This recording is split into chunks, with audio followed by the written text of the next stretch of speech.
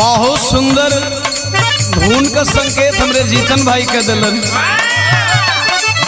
आप लोगन के बीच में दीवाना म्यूजिक से अपने को कैसेट छोड़ बनी जौना कैसेट का नाम बा यरवा कटलस गाल।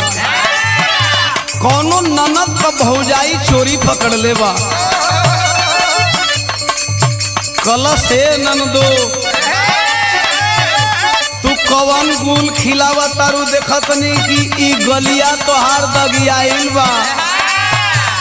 नंदी शर्मा दिया दाते अंगुरी काटत दिया जाए दे भौजी जौन भइल बा तौन भइल बा वही के रहे दे। लेकिन भौजाई सवाल करत है ननद से। का सवाल करे? अरे अरे नाना दो अरे अरे नाना दो बतावा दिल के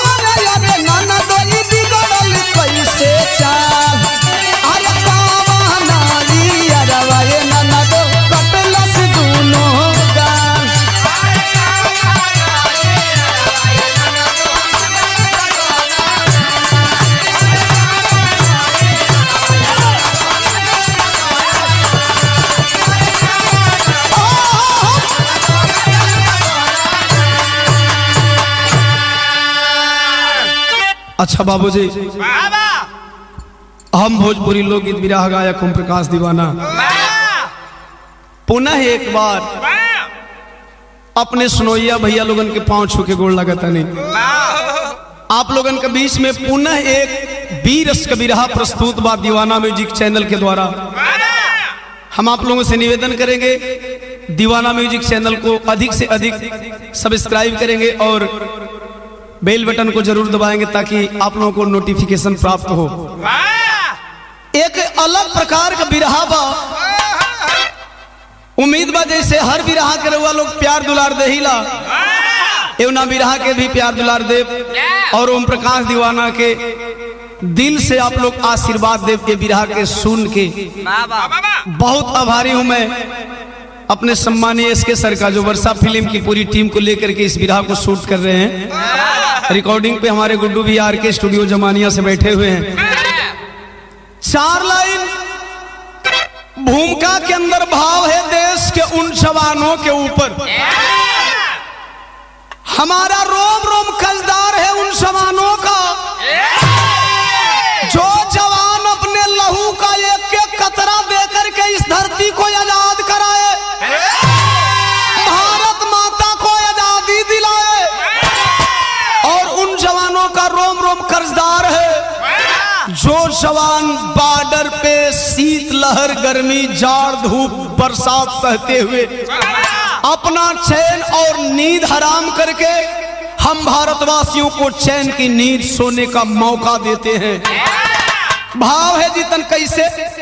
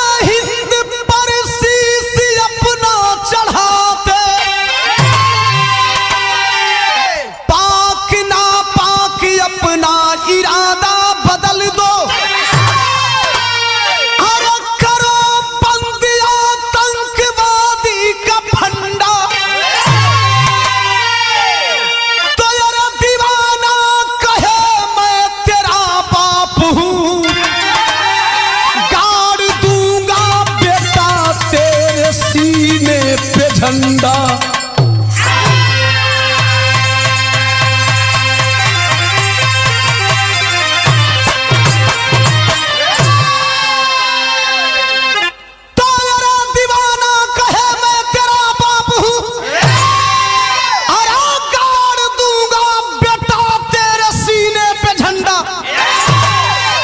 बिरहा में नया कंपोजिशन कव्वाली का टुकड़ा लगल जीतन कैसे?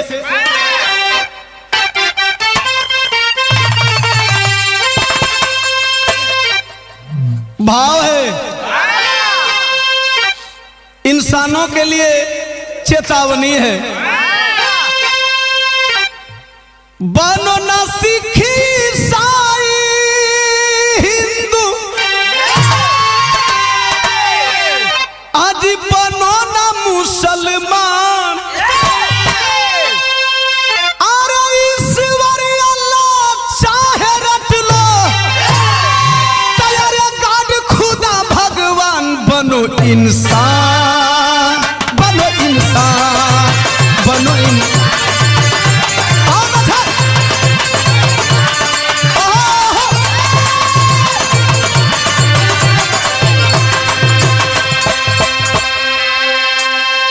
भैया हमें को बात बताइला, माई के तन से सबको इंसान पैदा होला हो। यही धरतिया पर जनेऊ पहना के लोग हिंदू बतावे लगे, यही गले में क्रूस लटक जाला बपतिस्मा पढ़ा के लोग ईसाई बतावे लगे। बाल दाढ़ी बढ़ गई, ऊपर पगड़ी पहन लिया, नीचमा बड़का दाढ़ी बढ़ल, वाहे गुरु सिख हो जाले। अरे हद तब हो जाला ये गुड्डू भैया जब अच्छा खासा इंसान के लोग कटनी छटनी कही के मुसलमान बना देला।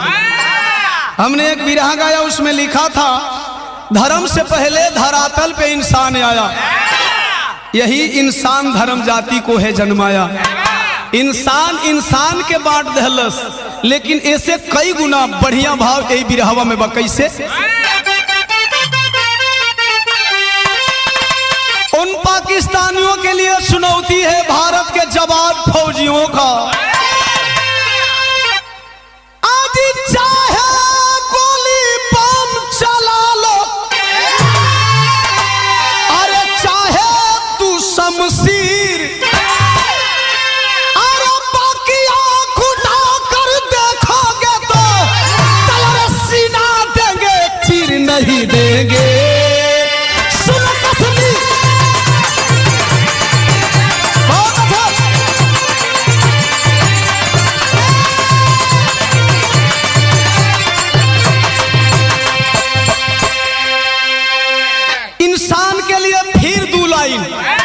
कैसे?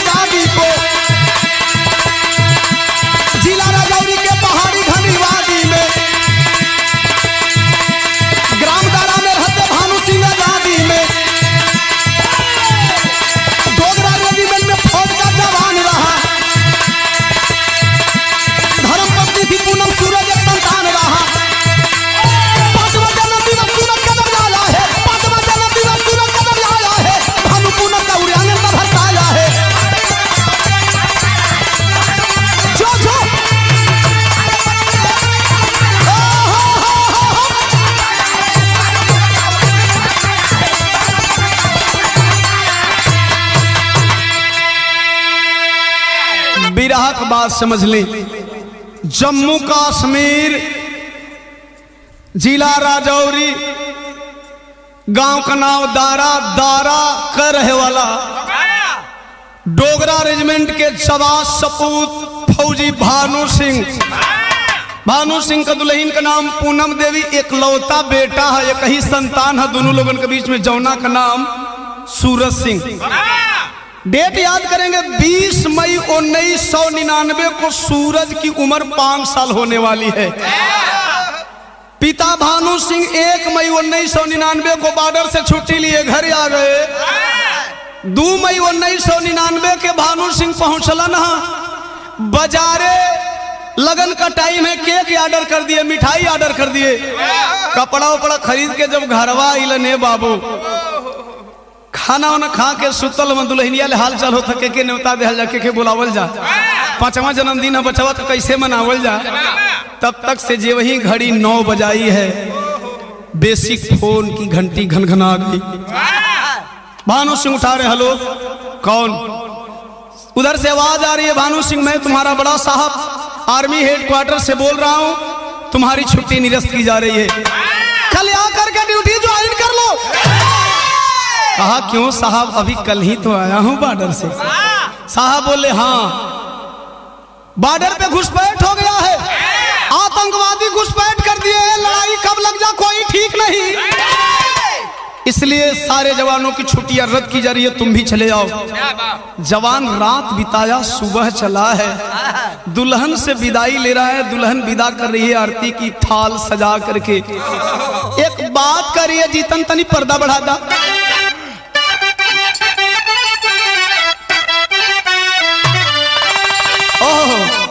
माई बहन लोग गावेली, उन्हें गीत के बड़ी रच के गावेली, कौनी तरह से गावेली।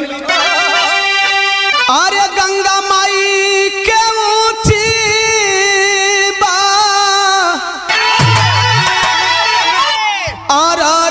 अररियानु हो, अरे गंगा माई के ऊंची बा अररियानु हो, किताब पर बैठे भगवान। बहुत अच्छा, बहुत अच्छा।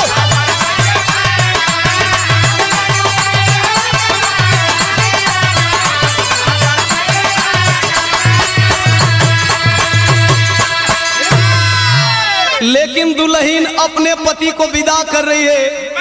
ए भैया, विदाई के समय एगो बात कहे, का कहे?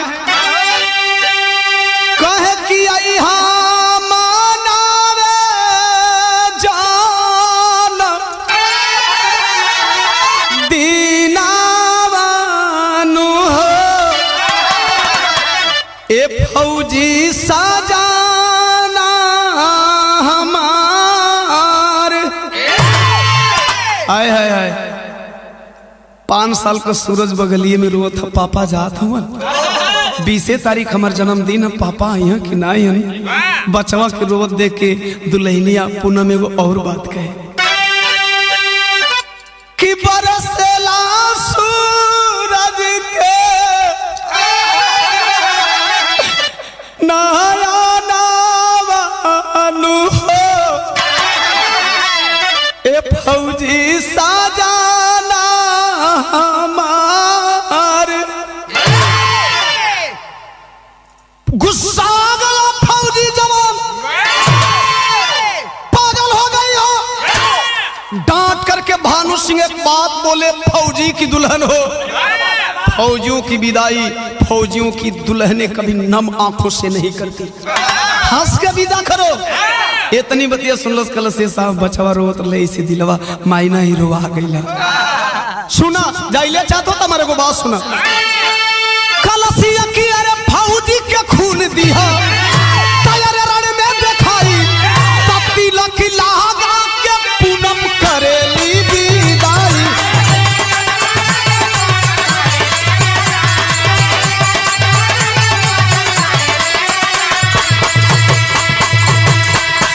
कलसिया साहब जाता हुआ तो जा, लेकिन हमारे को बात सुन लो, तैयार चूनी चूनी मारी हाथ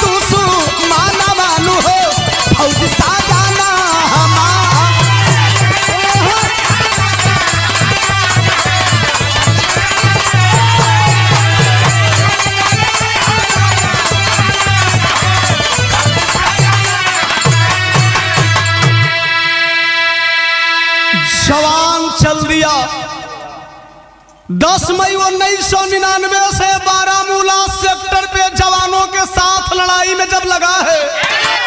ए सौरंग भैया, बिरहा जगत में कुछ गवैया ऐसा हो कहीं कि हमार बिरहा एड़ी से उठेला तो सर पे बोलेला। अरे एड़ी ले उठाए के सर पे बोलोइबा तबले तब 2-4 फायर कई के मार दिए से। हम कहते हैं कि हमार बिरहा सर से उठेगा और बॉर्डर पे बोलेगा। बिरहा बॉर्डर पर बोले लगल है उपेंद्र भैया, तनिका भाव बदलत हो। अरे गरज पड़ा काश्मीर का दीवाना, गरज पड़ा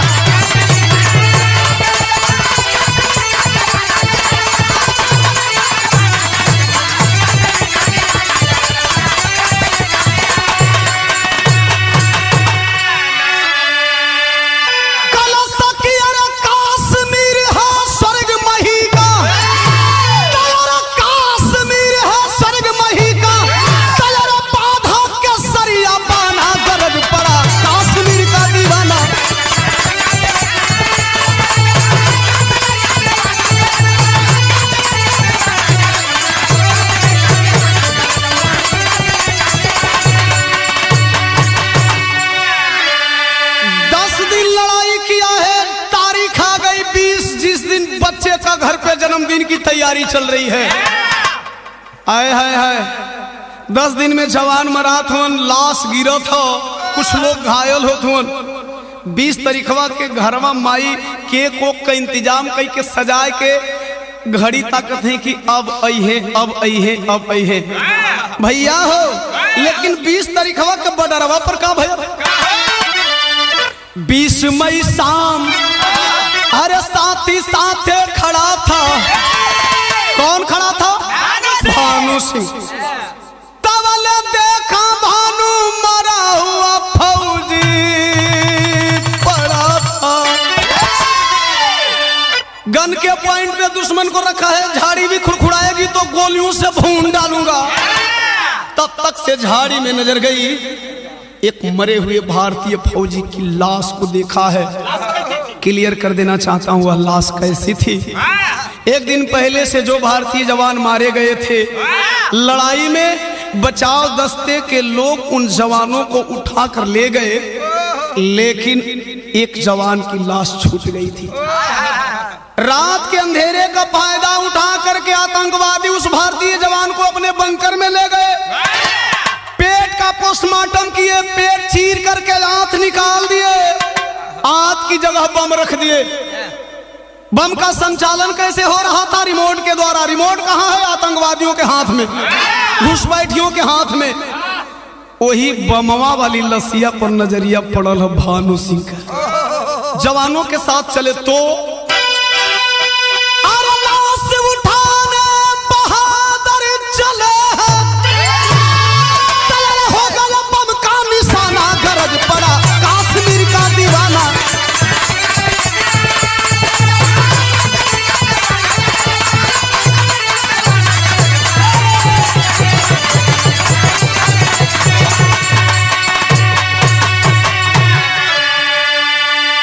आए हाय हाय लसिया के जे वही हाथ लगौना जवान, तब तक से आतंकवादी रिमोट दबा दिए। रिमोट दबाए, लाश ब्लास्ट कर गई तो भाव चेंज हो गया। हो तब विस्फोट सब जवान उधी आई गईल, घायल भायल कोई कोई के उड़ल बासारी रिया। एहवर के कवा सजाई खोजे बेटवा मतरिया, खोजत खोजता था कि गईली नाजरिया। शाम हो गई, पता नहीं लगत बा पतिदेव का। दुल्हन पूनम एगो बात कहतिया, ए बेटा रोई रोई पूनम बेटा सूरज के मनावे लगली, हाथवा में लाल के धरावे लगली छुरिया। पापा नहीं आएंगे, किसका इंतजार कर रहे हो? कल से मम्मी को बात सुना ना, हर साल पापा साथे केक मिल के काटत रहली। अरे पापा बिना केक नहीं काटब ये मायारिया। केक नहीं काटूंगा, पापा आएंगे। अभी घड़ी में कितना बजा है? 9। जे वही कलश 9 बजल तो वही फिर फोनवा का घंटिया घनघनाए लगा। हे मम्मी पापा, पापा लेट हो ऐसे फोन करत हो, उठाता है। हेलो पापा, पापा कहाँ हैं पापा? मम्मी टॉफी भूल गई है पापा, टॉफी लेते आइएगा ना पापा। बच्चों को मैं क्या बांटूंगा पापा, क्यों लेट कर रहे हैं पापा? वो फोनवा पर जे बोला था ये खलस की हेलो हेलो, 2 बार हेलो बोलने के बाद उधर से आवाज बंद हो गई। जब आवाज बंद हो गई, सवाल करता है। का सवाल के लिए बा उपेंद्र भैया?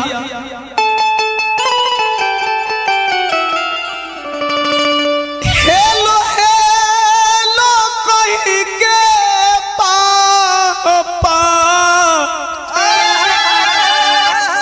काहे चुप भइला हो? हेलो हेलो कही के पापा काहे चुप भइला हो? केक काटे अइबा की नाही, केक काटे अइबा की नाही, काहे कहइला हो?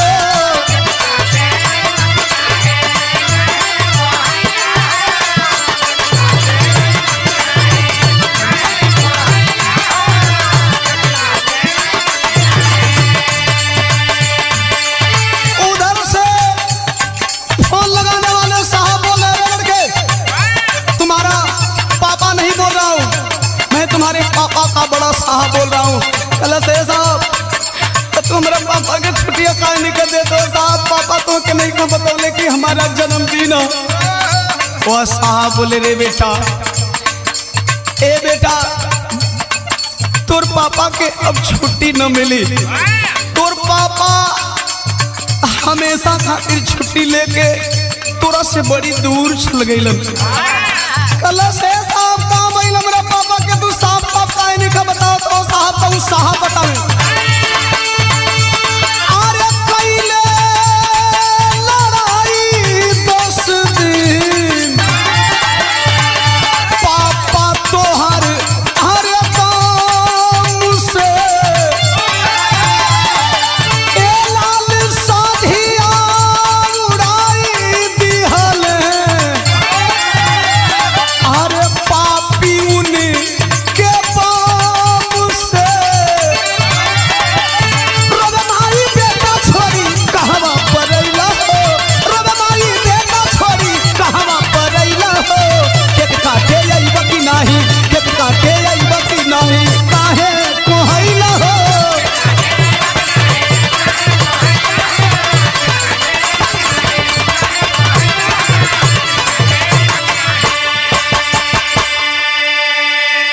अरे बाबू जे वही फोनवा कटल हो, फोनवा का पसवा से माई पूनम कुल बतिया सुनत भी छतिया पर मुक्का मार के धड़ाम से धरतिया पर गिर। आए हो लाल सूरज, जिंदगिया तो नरक हो गई रे। माई का रोलका देख के एक सूरज का दिमाग बदल गयल। जब दिमाग बदल गई जीतन, तब बिरहा में भाव बदल गयल। हाई देखो बिरावा में कभी जी आग लगा वाली लाइन लिखत हो। ए भैया सारंग से सारंग सोला बन गया, अरे सारंग से सारंग सोला बन गया, तो सुख गया यस्क आँख का बंदे मातरम बोला।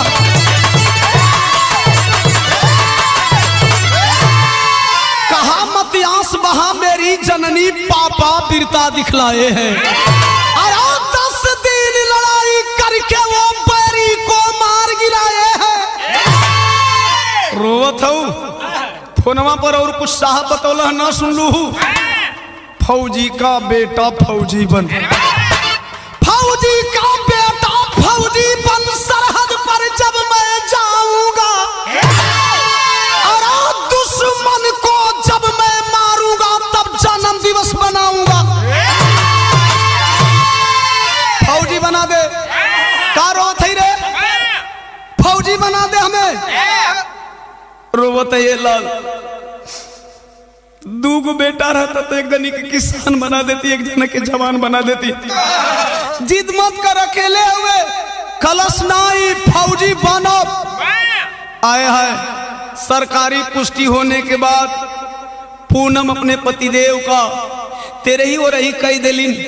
जब तेरे ही कह दिली बचवा के पाल पोस के जब जवान कैलिन है, वो बेटा के जिद के मुताबिक सूरज को फौजी बना देती है। 6 महीना की ट्रेनिंग पास किया, 1 महीना ड्यूटी पीरियड में ड्यूटी कर रहा। एक दिन भोरवा परेड ग्राउंड में दौड़ा था। कैप्टन साहब नजर आ गए, बोला जय हिंद सर। कैप्टन साहब बोले जय हिंद जय हिंद जय हिंद जवान, कैसे हो? कहे साहब ठीक हूं, लेकिन एक बात बताइए, हम जब छोट रही तो सुनी कि बड़ा आर्मी का ट्रेनिंग में बाहर पड़ेला ये साहब। हमार 6 महीना कैसे निकल गए हमके कुछ समझे में ना आए। साहब कहला बहुरा हुआ, एकरा में ज्यादा भार ना पड़त, ज्यादा भार तो पैरा कमांडो का ट्रेनिंग में होला। कहला से साहब तो हमके उहे ट्रेनिंग बता देता, उहे सिखा देता, हमरो बड़ा मन करता। कहे तुम नहीं कर पाओगे। कलश कहे ना करबे साहब, कहे नहीं कर पाओगे। हे तनी बतिया सुनलस कलश है साहब काहे ना कलेबो। सुना हमारे को बात, अपनी दिल का बात बतावा था। तनी गीत बड़ी पुरान लग गई।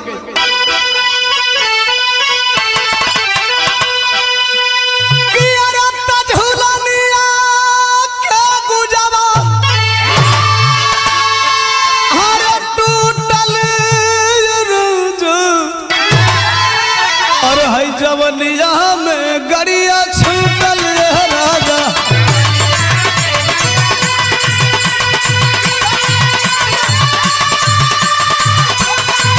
अरे जो जो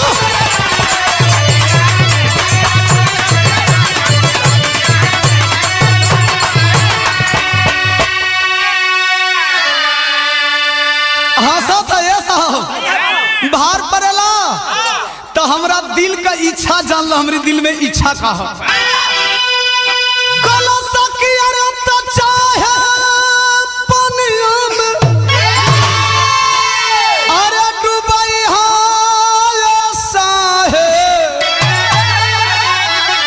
साहब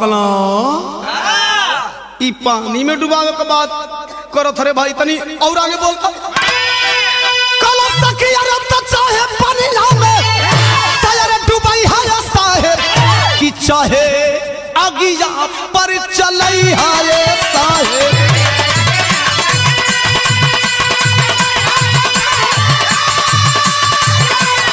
बहुत अच्छा दिया मेरा बहादुर जो।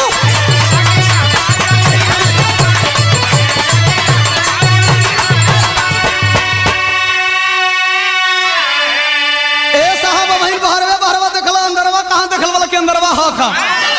कलश की जेतना कठिन हमसे लेब परीक्षा, अरे तब कर से अधिका बात दिलवा में इच्छा।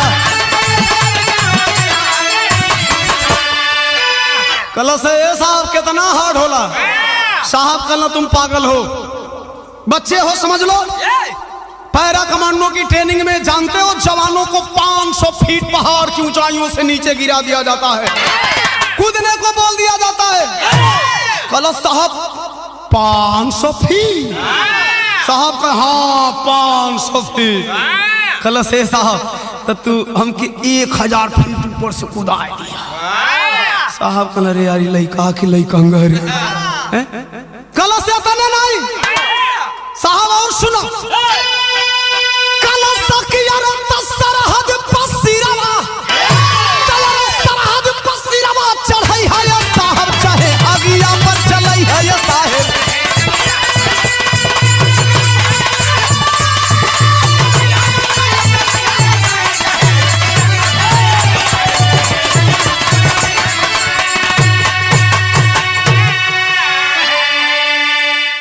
इतनी बतिया जब साहब सुनला कहल अरे बाप रे बाप, चल पैरा कमांडो की ट्रेनिंग पास करवा दिए।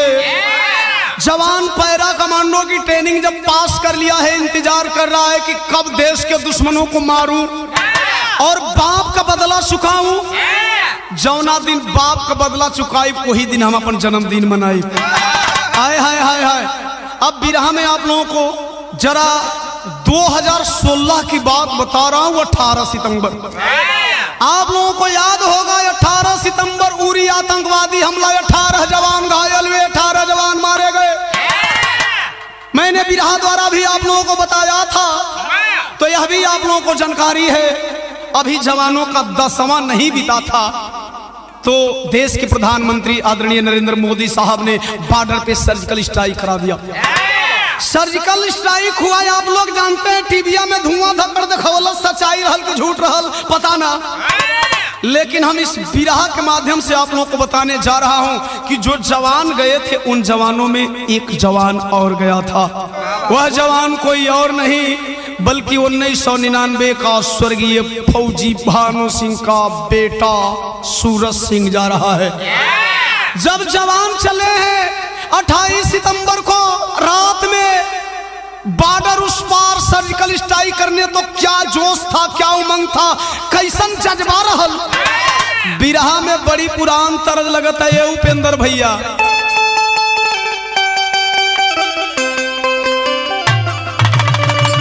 अरे जिया ये भोजपुर का लाल उपेंद्र लाल दिल जीत लेला हो। हालांकि तरज हमारी जन्म से पहले के बा। फिल्म का नाम बा दादा। हाँ हाँ, हीरो का नाम विनोद मेहरा और हीरोइन बिंदिया गोस्वामी जी। क्या कर हो? अरे वो अपने टूटल दिल का हाल सुनावे यही गीत के माध्यम से।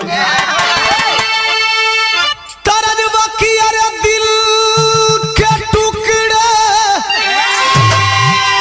आज दिल के टुकड़े टुकड़े करके मुस्कुरा के चल दिए।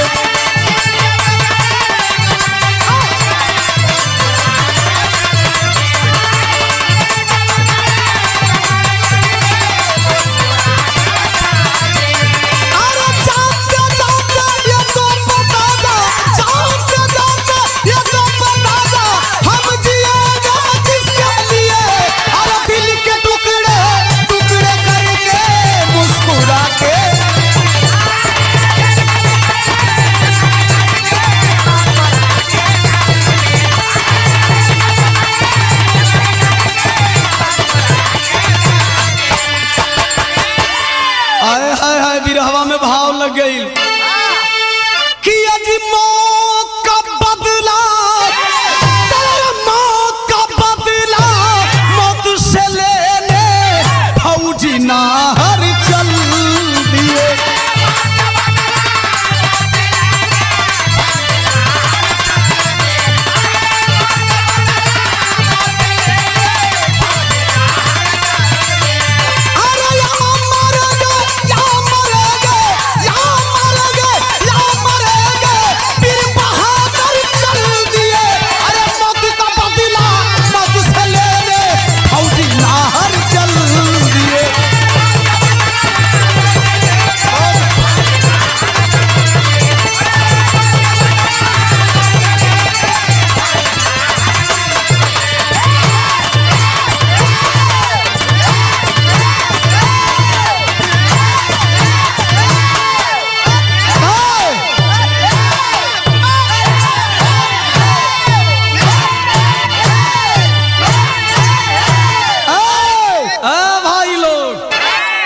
बहुत जोर फटत है ना, तई हमार हथियार उठावा लोग और सीधे बॉर्डर पर निकलला।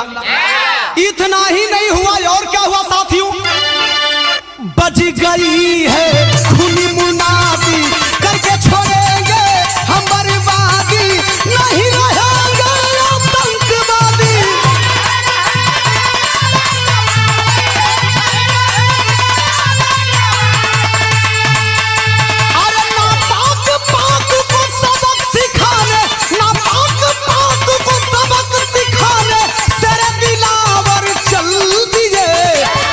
का बदला मौत से लेने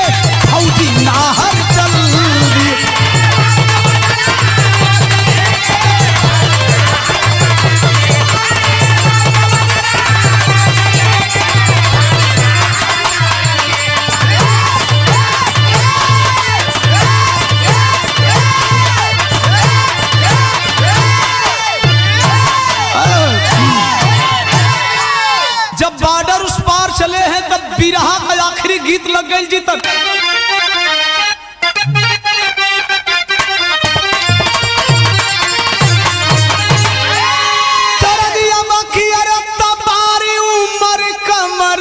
चकलिया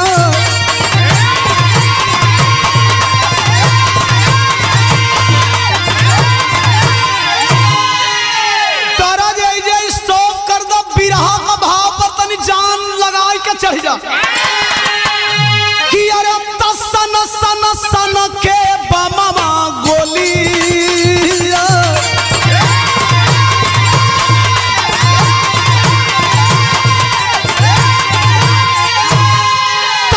सन के बमवा गोलिया आधी रातिया हो या फतिया बनले पैरा कमांडो ना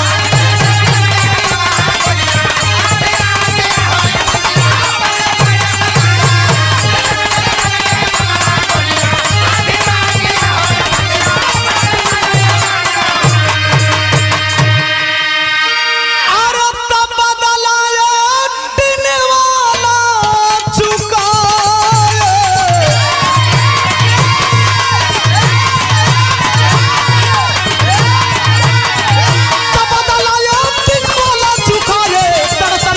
समार गिराए अरे पाकिस्तानी धरा हिलाए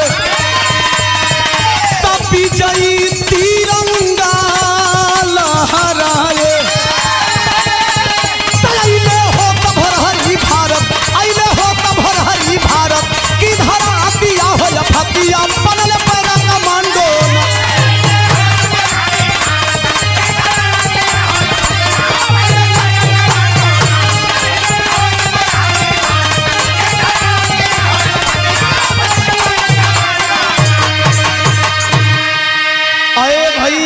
पीओ के पाक अधिकृत कश्मीर में 3 किलोमीटर अंदर पाकिस्तानी सरजमी में एंट्री करके जवान आधी रात को जब तर गोलियां बरसाने लगे तो हुआ क्या बिरहा में आल्हा में प्रमाण बा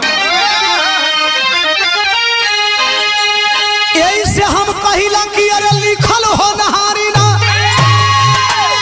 लिखल हो नहारी ना अरे मिटे ला दुनिया में भैया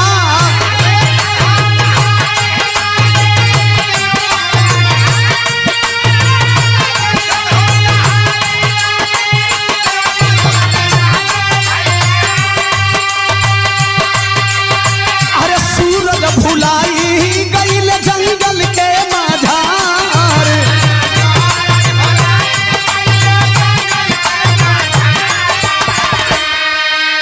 गोली चलाने में साथियों का साथ सूरज छोड़ दिया स्वर्गीय भानु सिंह फौजी का बेटा भटक गया आधी रात में रास्ता तो हुआ क्या अरे कुछ दूरिया पर मिलल अरे 3 आतंकवादी भैया धाया धाया गोलियां अरे चलावे धुआंधार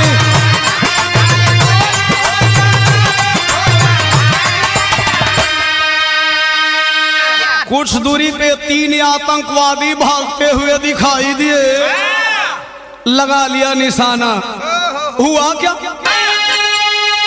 अरे तवले 2 आतंकवादी सूरज मारी के गिरवले भैया अरे तीसरा के गोली भैली जाघिया के पार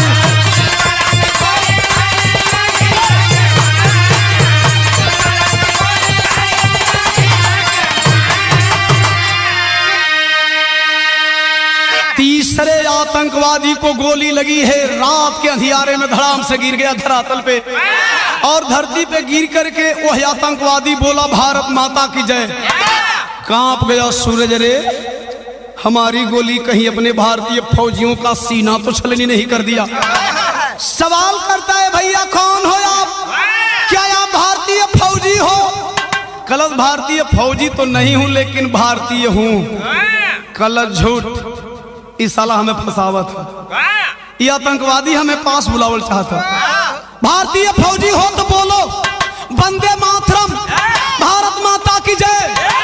कहलस वंदे मातरम, भारत माता की जय। आतंकवादी की बात सुनकर सोचते हैं ये हम फंसत हैं कि साला फसावत है। कलश है तू शेर है तो मैं सवा शेर हूँ। हमारा पास एगो मंत्र बा बेटा, ऐसे तो जानकारी हो ही जाए कि तू भारतीय हुआ कि पाकिस्तानी हुआ। कलश अगर भारतीय हो तो एक बात और बोल दो, बोलो भारत जिंदाबाद, पाकिस्तान मुर्दाबाद। कलश पगला गए हो, मैं नहीं बोलूंगा। कलश हाँ आ गई लूट पहाड़ के नीचे, साला तू पाकिस्तानी। कलश खबरदार, भारतीय हूं पाकिस्तानी मत बोलना। कलश तब बोलो भारत माता की जय, पाकिस्तान मुर्दाबाद बोलो। कलश तुम्हारी तरफ बकरी की तरह मिमियाता नहीं हूं, शेर की तरह जिगरा है, शेर की तरह बोलता हूं। कलश जरा बोल के सुनाओ, केवल शेर शेर कहने से कोई शेर नहीं होता, शेर की तरह दहाड़ भी होनी चाहिए।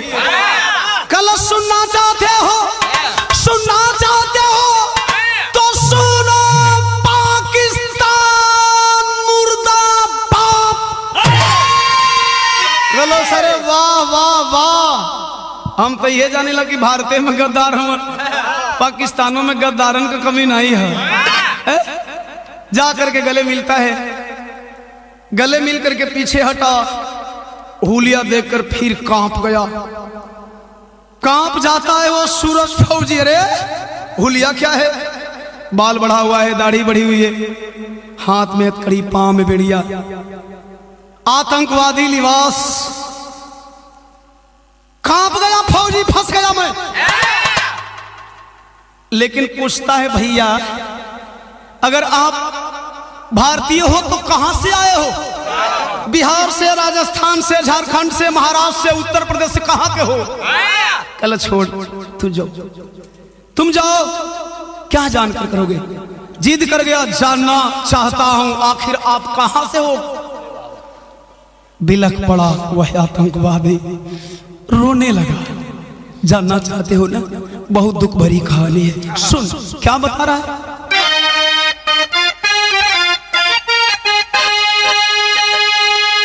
कहता कि जम्मू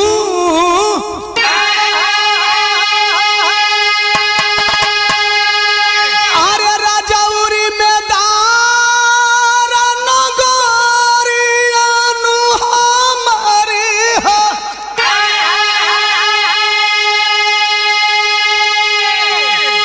अरे पूनम गुजरिया नु हमारी हो। कलश जम्मू हमारी स्टेट, राजौरी हमारे जिला का नाम, दारा हमार गांव का नाम, पूनम इनकर दुल्हन हमार माही, इनकर दुल्हन एकर मतलब ही पापा हुए का। कलश है भगवान, ये चाहे जे भी हो, लेकिन अगर अपन नमो बती होते इनसे भानु सिंह खवा दिया भगवान। हे भगवान भानु सिंह खवा दिया। कलश ए साहब काहे चुपा गेला हो साहब, ए साहब चुपा काहे गेला, तनी बोला न हो साहब। भगवान बोला अपन नमो बतावा, तो पुनः रिपीट करता है वह आतंकवादी। क्या रिपीट कर रहा है कि जम्मू अरे राजौरी में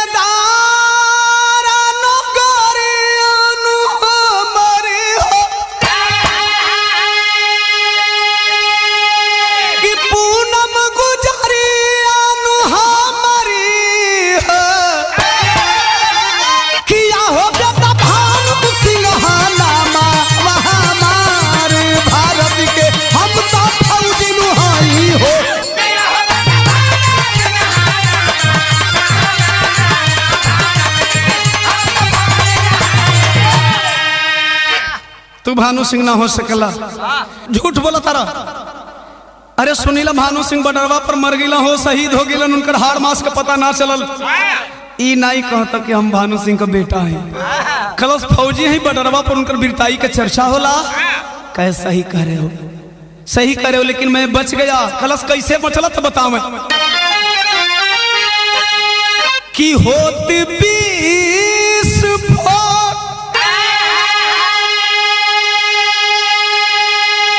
अरे दूर फेंकाइन गईली हो, अरे मुरझा खाइन गईली हो।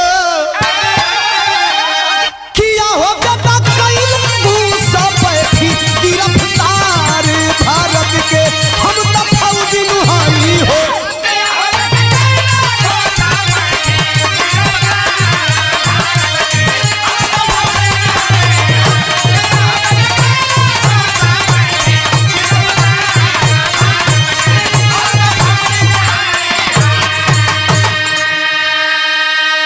अरे लाल सच बोल रहे हो, जौना भैया का लसिया उठावे गए जब वो लसिया बम से उड़ गया। हमारा अंगवा एगो भैया रहलन, सारा चोट उहे खैलन, उनके शरीर के चोट से हम बड़ा दूर फेंका गई रे। जब बेहोशी टूटल ना तो हम अपने आप के आतंकवादियन के बंकर में पौली। कलश इहो झूठ, कलश नहीं रे, झूठ ना बोलत। जब 14 जुलाई 1999 के दिन LOC line of control Bharat Pakistan के नियंत्रण रेखा पे जब सीज फायर हुआ, युद्ध विराम का घोषणा भइले बेटा, हमके लेके पाकिस्तान चलैल रे। कहलस इहो झूठ, अगर तोहके पाकिस्तान लेके चलैलन तो ए साहब ई तोहके आज तक जिंदा काहे रखले बाड़न। कारगिल लड़ाई बीतले लगभग 17 साल से ऊपर हो गई। कलश सही कह रहे हो, जिंदा रखने में भी इन लोगों का मकसद है। कलश कौन मकसद बात नहीं बताईता तब बतावे। कि 15 अगस्त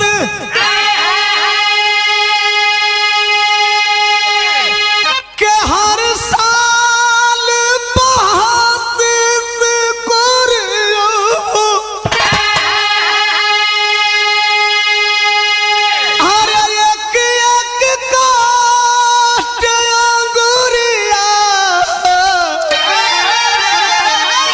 लाल 14 जुलाई के युद्ध विराम का घोषणा भयल। ए लाल एक महीना बाद भारत पाकिस्तान का आजादी पर्व का दिन आवेला। 15 दिन पहलवा हमके घेर लेलन, मारे लगलन, पूछे लगलन बता तुम्हारे देश के खुफिया विभाग का पता क्या है? क्या है खुफिया एजेंसी का पता? हम लोगों का हर मंसूबा फेल हो जाता है। कलश की ए बेटा सच है कि मैं नहीं जानता हूँ, जनरल ड्यूटी करने वाला हूँ, जानता तो भी नहीं बताता, लेकिन मैं कुछ नहीं बताया, मैं मुंह नहीं खोला। तब से लेकर के आज तक 17 साल बीत गए ना। जिंदा क्यों रखते हैं जानना चाहते हो? सुन ए लाल, देख देख 17 उंगली काटे हैं, 10 पैर का, 7 गो हाथ का। इतने नहीं रे बाबू, एगो बड़ी दुष्कर्म कर हमरा संगे रे। कलश की आखिर क्या करते हैं बताएंगे? सोचा था मने मने कि हमारे बाप संगे कवन दुष्कर्म कर सन, कवन अमानवीय व्यवहार कर सन, तो रोक करके वह आतंकवादी बता रहा है। जानना चाहती हूँ क्यों जिंदा रखते हैं? कि 15 अगस्त के हर साल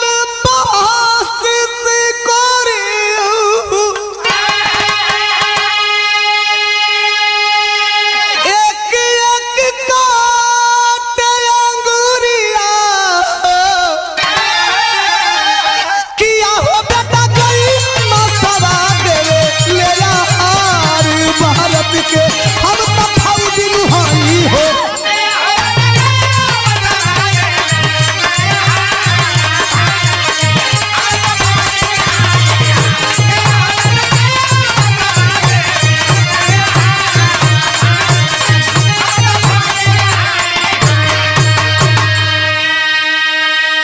ए लाल, हमारे आंखों के सामने योजना बनाते जानते हो 18 सितंबर वाली घटना की सारी योजनाएं हमारी आंखों के सामने बनाए। मैं मजबूर था, हाथ में हथकड़ी पांव में बेड़िया है, मैं मर भी नहीं सकता। और 18 जवानों को मौत की नींद सुला दिए, 18 जवानों को घायल बना दिए। कलश इतना तो बतौला, ठीक है बा, अब हम जाते नहीं अपन काम करे। रुक, तू कहां से आया है? तू अपने विषय में कुछ नहीं बताएगा? तू कहां का रहने वाला है? रोए लगल। कलश जान के का करवा, जाए तो हमें कह नहीं बता। तो वह सूरज फौजी अपना पता बता रहा है, भाव चेंज हो गई, सदर लगल कि अरे रोई रोई सूरज तब बतावेला कहानिया।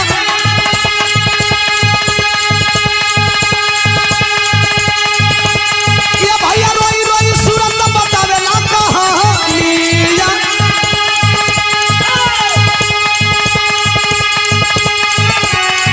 अरे जौना दूसरे अइलौ हे गौआ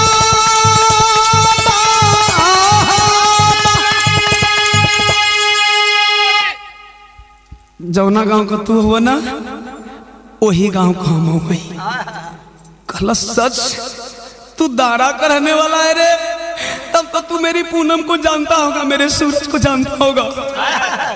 मेरा सूरज कितना बड़ा हुआ है, मेरी पूनम कैसी है? कलश की ए साहब तुहार सूरज यही लड़ैया में आई लोगन। कल पहचान ले रे, पहचान ले, चेहरवा तो ना पहचान, लेकिन हमार सूरज बोली तो ओकर बोलिया पहचान ले। फपका तो बाहर पापा, तुहार सूरज तोरा मन में बोला तो तू अपना सूरज को बोलिया कहाँ पहचानत रहो पापा? कलश आप देखिए अगल बगल से आपके सूरज की आवाज आ रही है, कहे कहाँ आयल बा, का मजाक करत रहा, तब रोकर बता रहा है। कलश की अरे जवाना पूनम के हवा मांगी का से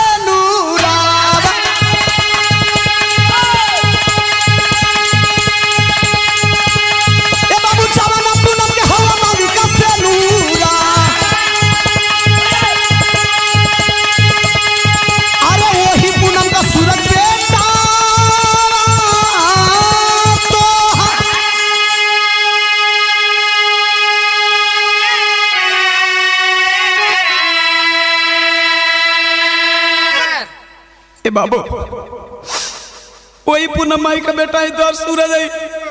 5 साल कर रही तैया जन्मदिन का तैयारी करके तुम्हार इंतजार करत रही, जब तू ना आइला तोरा मरला का खबर आ गई। अरे सूरज गले से लग गए बेटा, तेरी माँ कैसी है रे? तेरी माँ वाकई मुझे मरा हुआ समझती है। कलश माई का बात पूछा तरा, मरले का बात कहा तरा, तो सुना माई का समझे ले तू के। अरे मरल जानी माई कई दिहाली तेरा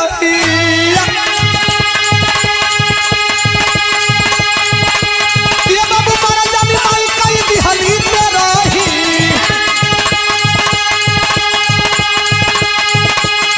अरे फौजी बनौली हमके देई के दूल्हा।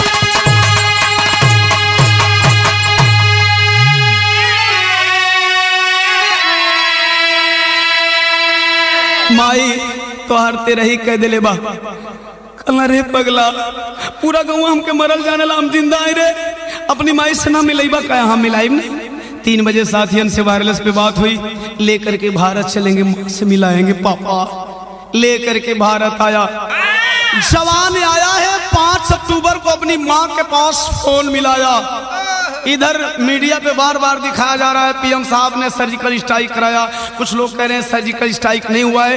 इसी उहापोह में जवान अपनी माँ को फोन लगाया है। 5 अक्टूबर को फोनमा पे एगो बात कहा था, का कहे भाव बदल गए।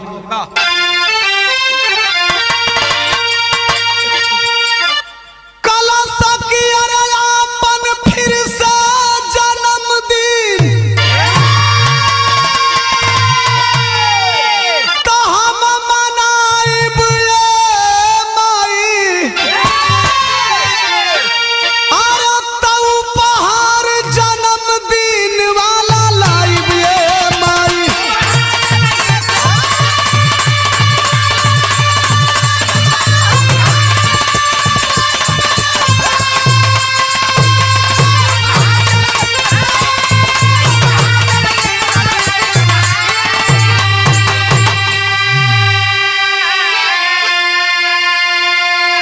माही खुश है रे हमार बचवा पैरा कमांडो का जवान है ना ई टीवी पर समाचार आवता 38 गो आतंकवादिया मराइल बना लगता कि बचवो हमार मर लेबा कले बेटा कैसन तैयारी कली रे बड़ी दिल खुश बा कि आज अपने बाप का बदला चुका ले तोर फौजी बनल वसूल हो गई तैयारी कैसन करी तो बेटवा बतावत हो कलश की मांग में सजाइली हो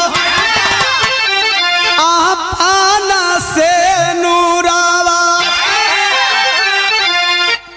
माई रोए लगल पागल हो गई ला ए लाल पागल हो गई रे जाना तनी तू मरले हुई भाई आतंकवादियन के सुना तनी 38 गो मराइल बड़न 38 गो का मतलब ई न भइले बेटा कि 38 गो के तू ही मरले बड़े आय अगर एक बार मान ले कि 38 आतंकवादियन के तू ही मरले बड़ा तो ये बेटा एकर मतलब ई ना भइल कि तोहर बाबू जिंदा हो जियन का मजाक करत रे हम ही तो के मजाक करे के मिलनी हां तब ले बेटवा दूसर की बतिया कहलस कलस की अरे जाना नी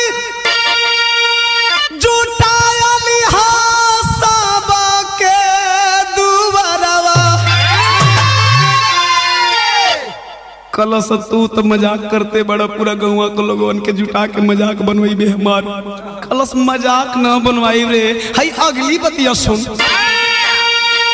कि अरे तो पापा मरल नहीं खन सब का के देखाई बे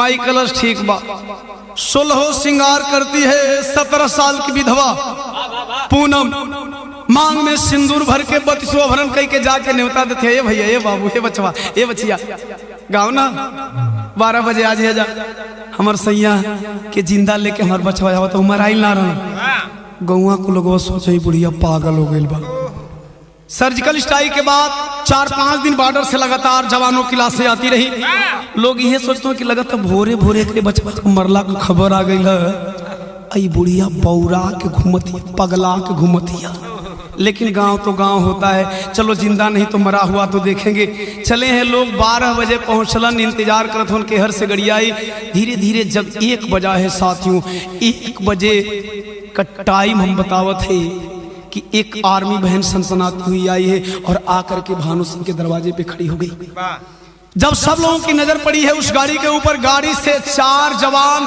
ताबूत नुमा संदूक बिरहा प्रेमियों जरा ध्यान से सुनिएगा ताबूत नुमा संदूक जिस पे तिरंगा झंडा उड़ाया हुआ है लेकर के जब जवान उतरे हैं माई खूब खुशिया हथवा में चकुइया देखती है तो बचवा का केकवा देखे जे वही देखलस वही कन्हैया पर ताबूत हो भैया माई छतिया पर मुक्का मार के धड़ाम से धरतिया पर गिल हाय रे सूरज ई कवन दिन देखा दिला कवन मजाक कर दिला से सूरज तब तक से तो ला करके लोग नीचे रख दिए ताबूत को गौवा वाले का तो न कारवा तरु अगर बचवा आई गई तब बचवा के एक बार दिखा लकलस कैसे दिखाई हो पूनम रो रही है करे कैसे दिखाओ हम ही दुनिया का अभागी नहीं कहा कि जवानी में अपना सैया का मरल बूना नसीब और बुढ़ाई में जौना बचवा का कंधा पर लाश हो के चाहिए वो बचवा का लसिया है बुढ़ाई में अपना कन्हैया पर कैसे डोई कैसे भार उठाए लोग कहे अगर बेटा आ गया है तो एक बार दर्शन करा दीजिए चलिए माँ ताबूत की तरफ तिरंगा झंडा हटाती है तिरंगा झंडा हटा करके फाटक उठाई फाटक उठाने के बाद साथियों ताबूत के अंदर से वो 1999 का मरा हुआ फौजी भानु सिंह जिंदा खड़ा हो उठे तालियों की तड़तड़ाहट से पूरी कारगिल घाटी गूंज गई अरे वाह भानु सिंह जिंदा है तो कभी जी थोड़ा भाव चेंज किए जब पूरा परिवार मिला तो 5 अक्टूबर के सूरज आई ले भवनवा और तब भानु पूनम के बरसे झर झरना या नवा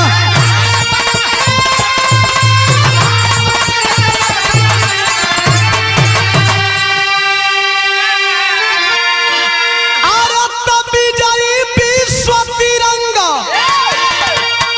और दुनिया में लहराई बेमाई और तब उपहार जन्मदिन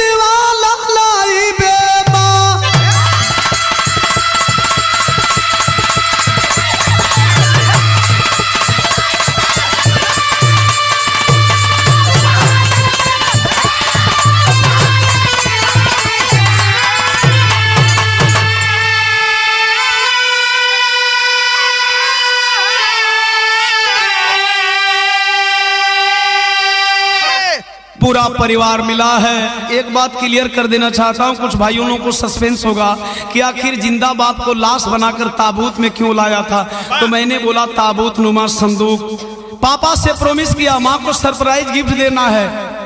गांव के बगल वाले मार्केट में ताबूत नुमा संदूक बनवाया, जिधर पापा का सर रखना था सुराख करवा दिया। गांव के बाहर आया, पापा को सुला दिया और ला करके एक बेटा जब अपने माँ की मनोकामना को पूरा करता है तो साथियों पूरा गांव झूम रहा है। इसीलिए बिरहा का शीर्षक रहा फौलाद का औलाद। आखिरी लाइन,